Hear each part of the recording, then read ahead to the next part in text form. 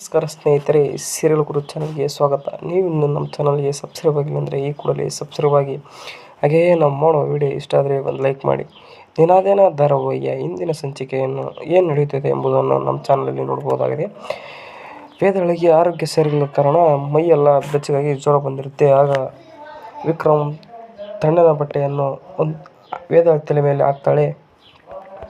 ಆದರೂ ಕೂಡ ಕಮ್ಮಿ ಆಗ್ತಾಯಿರಲ್ಲ. ಹಾಗೆ ದಡಬಡ ಮಾಡ್ಕೊತ ಡಾಕ್ಟ್ರನ್ನ ಕರೆಸ್ತಾನೆ. ಆಗ ಅವರ ತಾಯಿ ಜಯ ಅವರು ಏನಾಗಿದೆ ಅಂತ ಯೋಚನೆ ಮಾಡ್ತಾರೆ.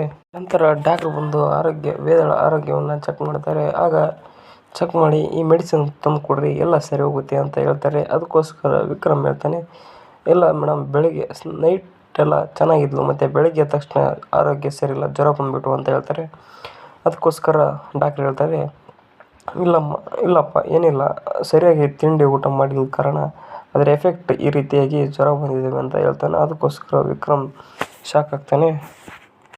ನಂತರ ಡಾಕ್ಟ್ರ್ ಹೇಳ್ತಾರೆ, ಈಕೆಯನ್ನು ಸರಿಯಾಗಿ ಇದ್ದರೂ ಸರಿಯಾಗಿ ಕೇರ್ ತಗೊಳ್ಳಿ, ಇಲ್ಲಾಂದ್ರೆ ಆರೋಗ್ಯಕ್ಕೆ ತುಂಬ ಎಫೆಕ್ಟ್ ಆಗುತ್ತೆ ಅಂತ ಹೇಳ್ತಾರೆ. ಅದಕ್ಕೋಸ್ಕರ ವಿಕ್ರಮ್ ಸರಿ ಡಾಕ್ಟರ್ ಅಂತ ಹೇಳ್ತಾರೆ. ನಿನ್ನ ಬಿಟ್ಬಿಡ್ತೀನಿ ತಡ್ರಿ ಅಂತ ಹೇಳ್ತಾನೆ. ಅದಕ್ಕೋಸ್ಕರ ಇಲ್ಲ ಹೋಗ್ತೀನಿ ಅಂತಂದು ಹೋಗ್ತಾರೆ.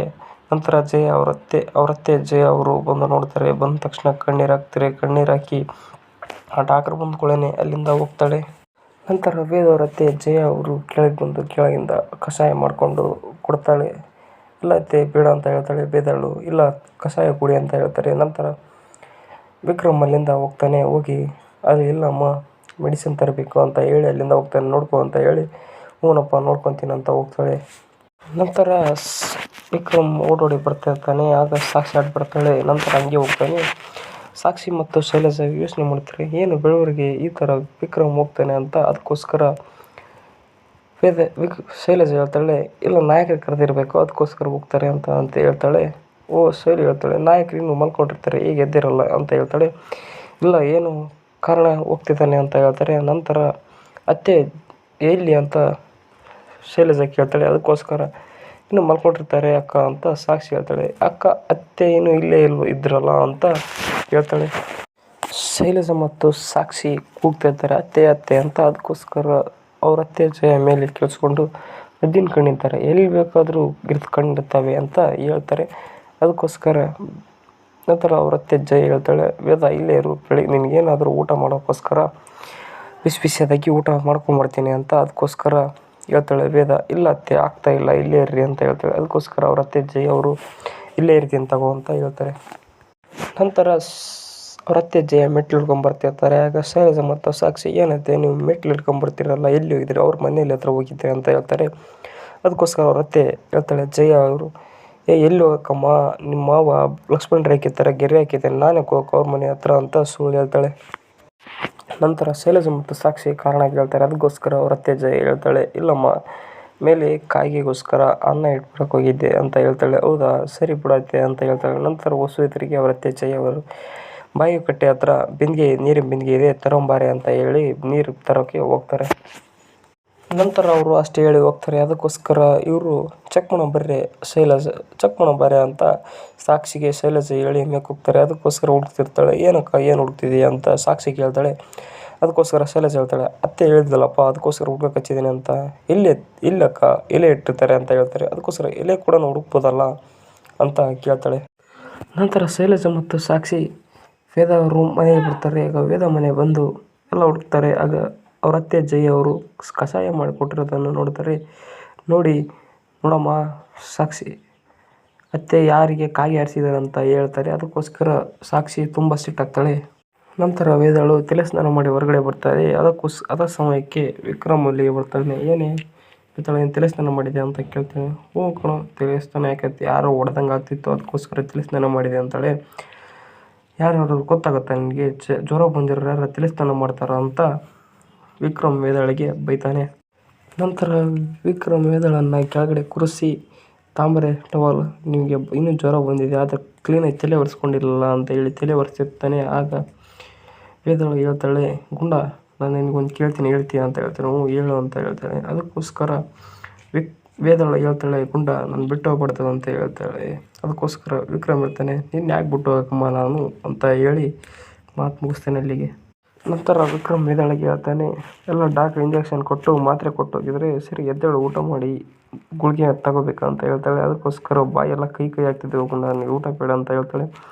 ಎಲ್ಲಮ್ಮ ಎದ್ದೇಳು ಅಂತ ಊಟ ಮಾಡಿಸ್ತಾನೆ. ನಂತರ ವೇದವಳು ಹೇಳ್ತಾಳೆ, ಇಲ್ಲ ಗುಂಡ ವಾಮಿಟ್ ಬರೋ ಆ ಥರ ಆಗ್ತಿದೆ, ಸಾಕು ಅಂತ ಹೇಳ್ತಾಳೆ. ಇಲ್ಲ ಸರಿ ಒಂದು ಬೂತ್ ತಾಣೆ ಅಂತ ಹೇಳಿ ಉಣಿಸ್ತಾನೆ.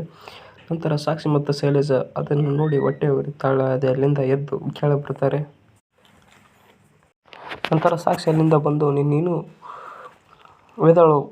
ವೇದಾಳಿಗೆ ಹಿಂಗೆ ಬಿಟ್ಟರೆ, ಶೈಲೇಜ ಹೇಳ್ತಾಳೆ, ವೇದಾಳಿಗೆ ಹಿಂಗೆ ಬಿಟ್ಟರೆ ನೀನು ಅವ್ರ ಮಗನ ಆಡಿಸ್ಬೇಕು ಅಂತ ಸಾಕ್ಷಿಗೆ ಹೇಳ್ತಾಳೆ. ಅದಕ್ಕೋಸ್ಕರ ಸಾಕ್ಷಿ ಹೇಳ್ತಾಳೆ, ಈ ಕೂಡಲೇ ಒಬ್ಬ ವ್ಯಕ್ತಿನ ಮೀಟ್ ಮಾಡಬೇಕೆಂದು ಅಲ್ಲಿಂದ ಒಬ್ಬ ವ್ಯಕ್ತಿನ ಮೀಟ್ ಮಾಡೋಕ್ಕೆ ಸಾಕ್ಷಿ ಬರ್ತಾಳೆ. ನಂತರ ಬಂದ ಕೂಡಲೇ ಪರಮ ಸಾಕ್ಷಿ ಟೀ ಕುಡಿತೀಯ ಅಂತ ಗೌರಿ ಕೇಳ್ತಾಳೆ. ಅದಕ್ಕೋಸ್ಕರ ಏನಮ್ಮ ಏನಾಯಿತು ಅಂತ ಸಾಕ್ಷಿ ಕೇಳ್ತಾಳೆ. ಅದಕ್ಕೋಸ್ಕರ ಸಾಕ್ಷಿ ಹೇಳ್ತಾಳೆ, ಇಲ್ಲ ಅಕ್ಕ ಹಿಂಗಾಗಿದೆ, ವೇದಳಿಗೆ ಜ್ವರ ಬಂದಿದೆ, ಅದಕ್ಕೋಸ್ಕರ ವಿಕ್ರಮ್ ಬರೀ ಆಕೆ ಸುತ್ತಾನೆ, ಎಷ್ಟು ಹೇಳಿದ್ರು ರಾಣಿ ಥರ ನೋಡ್ಕೊತಾನೆ, ಅದಕ್ಕೋಸ್ಕರ ನನಗೆ ಗಂಜಿ ಕುಡ್ದಂಗೆ ಆಗ್ತಿದೆ, ವೇದಾಳು ಗಂಜಿ ಕುಡಿಸ್ತಾಳೆ ಅಂತ ಆ ಒಕ್ಕನಿದ್ರೆ ಹೇಳ್ತಾಳೆ.